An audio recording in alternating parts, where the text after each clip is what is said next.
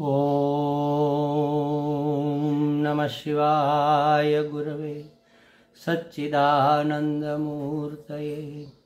निष्प्रपंचाय शांताय निरालंबाय तेजसे। हरिओम प्रभु जी। आज के इस अध्यात्म परिषद में आप सबका स्वागत है। आज का प्रश्न बेंगलोर से चेतना का है। उन्होंने पूछा है कि रामचरितमानस के उत्तरखंड में दोहा नंबर 30 की चौपाई नंबर 30 के अंतर्गत कर्म, गुण, काल और स्वभाव को बंधन कारक कहा है। क्यों बंधन कारक कहा है ये समझ में नहीं आ रहा है। अब देखो प्रभु जी, ऐसे जहाँ भी ऐसी बातें आए तो उसको समझने की एक टेक्निक मैं आपको बता देता हूँ। जैसे समझो कि कहीं लिखा है या कोई कहता है, महात्मा कोई कहते हैं कि कर्म से, किसी भी कर्म से नित्य सुख की प्राप्ति नहीं हो सकती। अब इसमें क्या समझना है?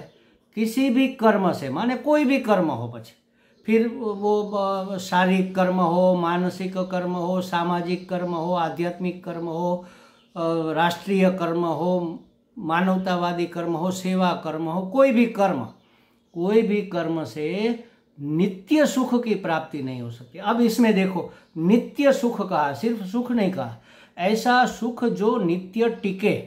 पहले था नहीं था वो पता नहीं, लेकिन आज मिले और आज के बाद मिलता ही चला जाए। अब देखो, उसको प्राप्त करने का क्या साधन यहाँ कहा? कर्म।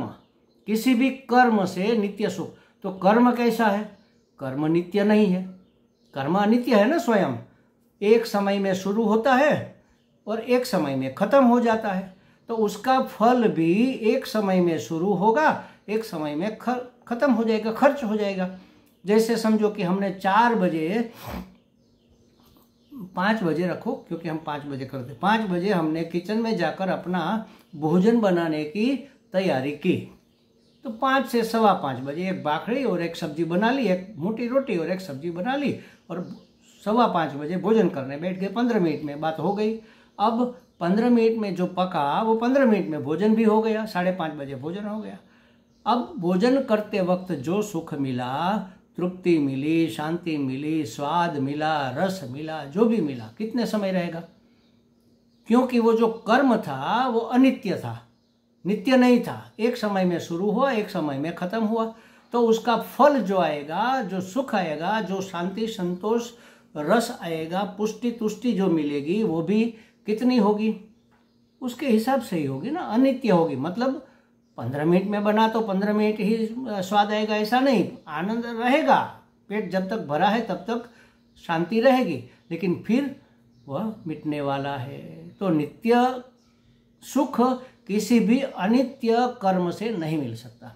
कैसे हमने रेफरेंस जोड़ा, बस इसी तरह यहाँ जो 4 शब्द दिए हैं उसका रेफरेंस हमें जोड़ना है, तब बातें समझ में आएगी।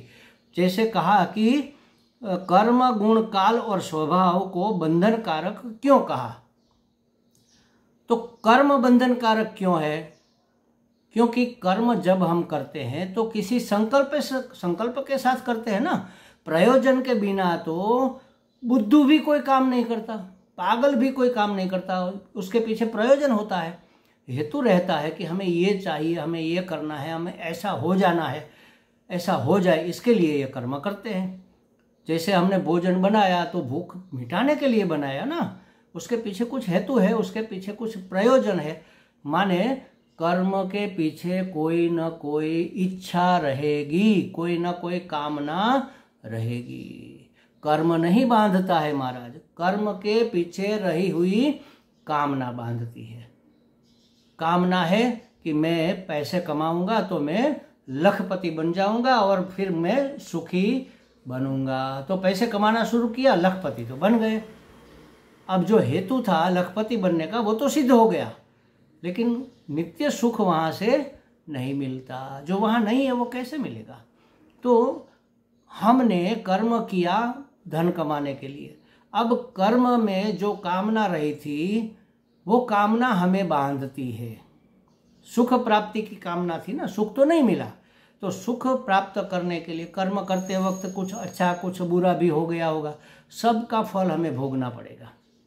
तो बंधन कर्म नहीं है, कर्म के पीछे रही हुई कामना है। इसलिए हमारे शास्त्र में कहा कि निष्काम कर्म करना चाहिए। कोई भी कामना के बगैर फल तो कोई चीज़ व्यर्थ होती नहीं, समझ लो।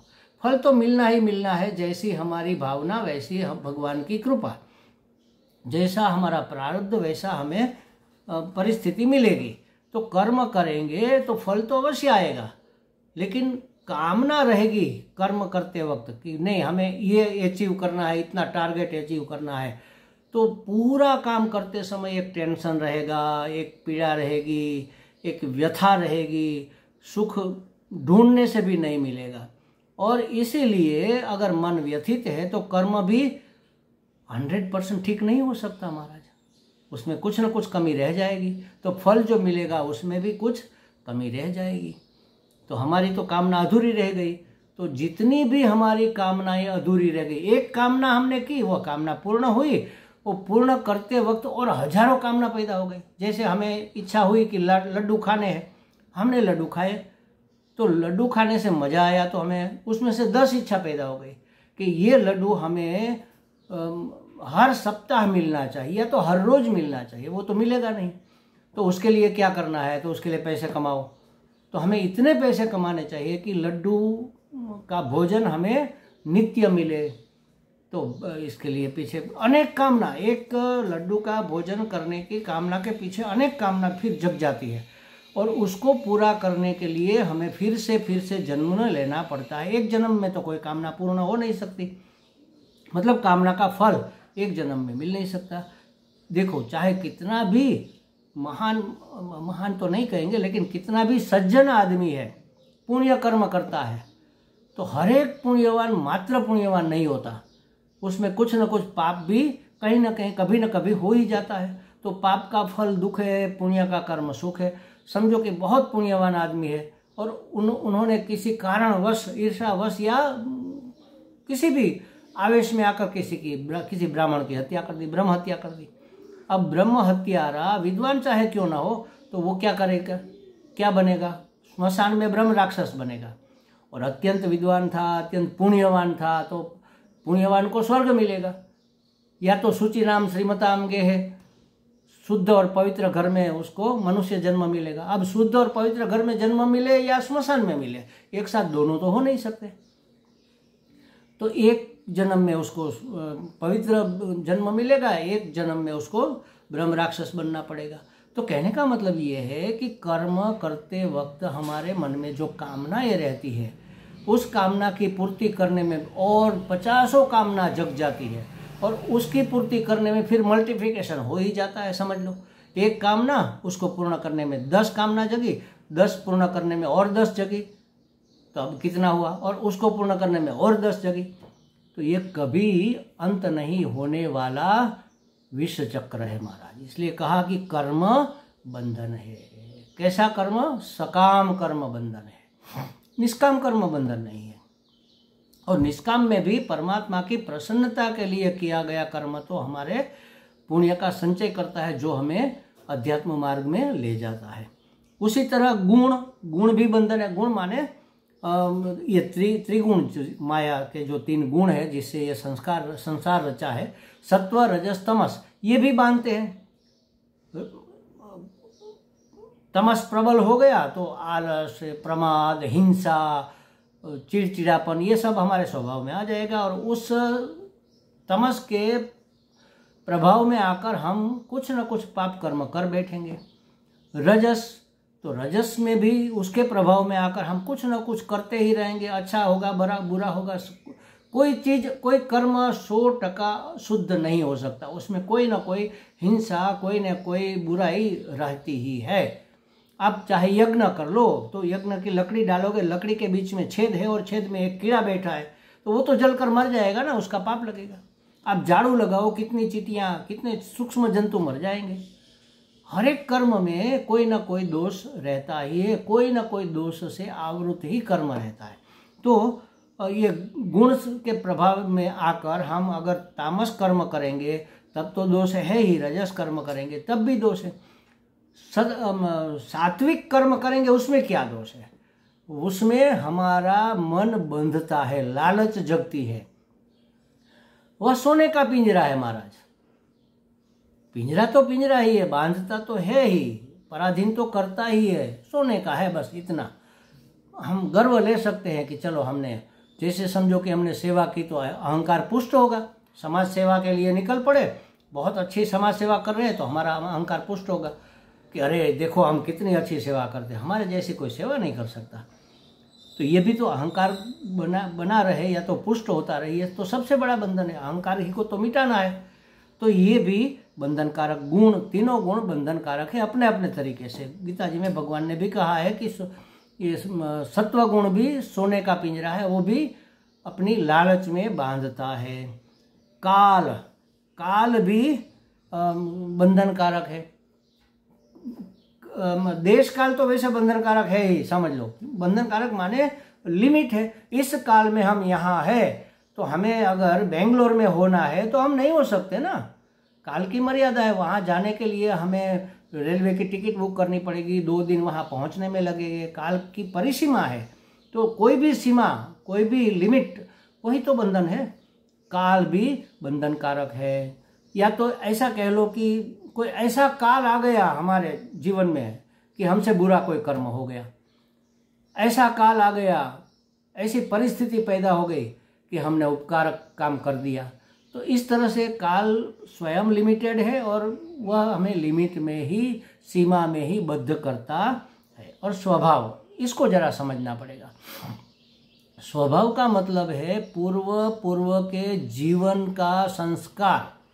इस जीवन में भी हमारे, मानो कि हमारा अभी 71वां साल इस शरीर का चल रहा है, तो 70 वर्ष तक हमने जो जो किया उसकी एक छाप हमारे दिमाग में पड़ेगी, एक संस्कार पड़ेगा, हमारा एक स्वभाव बनेगा। उदारता या कृपणता, क्रोधी स्वभाव या शांत स्वभाव, हेल्पफुल नेचर या डिमांडिंग नेचर, ये सब हमारे स्वभाव में आ जाएगा। इस तरह से पूर्व के अनेक जन्मों से हमारा स्वभाव बनता आया है। उस स्वभाव के अनुसार ही हम कार्य करेंगे। अचानक हमारा स्वभाव जोर मारेगा और जो नहीं करना है वो कर बैठेंगे। पहले मेरी अपनी बात करूं कि मेरे स्वभाव में ऐसा था, क्योंकि मैं शिक्षण लाइन में था, प्रिंसिपल था और बहुत संस्था से जुड़ा हुआ था, तो व्यवस्थापन का मैं आदमी था। तो सिस्टम में अगर कोई डिस्टर्ब होता था तो मेरा दिमाग घूम जाता था, क्रोध आ जाता, अरे ऐसा कैसे हो सकता है, ऐसा करेंगे तो बाकी लोगों का क्या होगा। वो थोड़ा बहुत आज भी रहा है। जैसे समझो कि चलते चलते कोई भी वाहन कहीं पर भी पार्क कर दे और बीच में दिक्कत सब लोगों को होने लगे तो मुझे जरा नाराजगी होती, कह रहे ये कोई सिस्टम है, ये कोई रीत है, ये ऐसी बेवकूफ़ी लोग कैसे कर सकते हैं। अरे दरवाजे पर चप्पल भी ऐसे वैसे टेढ़े मेढ़े फेंक दिए तो भी मुझे थोड़ा विक्षेप होता है, कह रहे ये कैसे बेवकूफ़ लोग हैं, ऐसा थोड़ा ही होता है, नाराजगी होती है। तो ये स्वभाव हमारे पूर्व के कर्मों और परिस्थितियों के वश हमारे दिमाग में पड़ा हुआ संस्कार, वो भी हमें मर्यादित करता है। जैसा हमें करना है वैसा करने से हमें वंचित या तो वहाँ से हमें च्युत कर देता है। हमें शांत रहना है, हमें शांत रहना है, हमें शांत रहना है। दरवाज़ा खोला और चप्पल इधर उधर किसी ने फेंके हैं तो कैसे शांति रहेगी, क्योंकि संस्कार है व्यवस्था के, सिस्टम में डिस्टर्ब नहीं होना चाहिए। तो विक्षिप्त हो जाएंगे, अरे ये बेवकूफ़ लोग ये क्या कर रहे हैं, कहाँ पर क्या वस्तु रखनी है पता ही नहीं है उसको। तो देखो शांत रहना है, वो ध्येय तो च्युत हो गए। परवश हो जाना, इसी का नाम बंधन है। अपने स्वभाव के वश हो जाना, परवश स्वभाव में नहीं हूँ पर है, तो परवश हो जाना, पराधीन हो जाना, पराधीन रहना, यही तो बंधन है। हमारी कामनाएं हमें पराधीन करती है, क्योंकि उस कामना की पूर्ति दूसरों से होती है, दूसरे व्यक्ति से, दूसरे विषय से, दूसरी वस्तु से, दूसरे पदार्थ से, दूसरी परिस्थिति से। और इसी तरह स्वभाव भी हमें परवश करता है। अरे हमें नहीं डांटना चाहिए, लेकिन पता नहीं हमें क्या हो गया, हमने डांट दिया, अच्छा नहीं हुआ, उसको बहुत बुरा लगा होगा, उसको हर्ट हुआ होगा, फिर हम उसकी क्षमा भी मांगते हैं, लेकिन इससे क्या होगा? क्षमा मांगने से थोड़ी बात सुधर जाती है। एक हमने देखा था, कभी कभी अच्छी बातें भी कहीं कहीं आती है, व्हाट्सएप में या वीडियो में कहीं पर देखा था कि एक लड़की को उसकी माँ डांटती है, बहुत डांटती है, और बहुत दुख होता है उस लड़की को। फिर माँ ने सोचा कि चलो ज़्यादा डांट दिया तो हम क्षमा मांग लेते हैं। उसने कहा बेटी सॉरी, ऐसा तुम्हें नहीं करना चाहिए था, और मुझे भी ऐसे गुस्सा नहीं करना चाहिए था, सॉरी, मुझे क्षमा कर दो। तो लड़की ने कहा माँ ये कागज़ देखो, अब आप इसको ऐसा करो, कर दिया, अब इसको सॉरी बोल दो, तो ये पहले जैसा हो जाएगा क्या?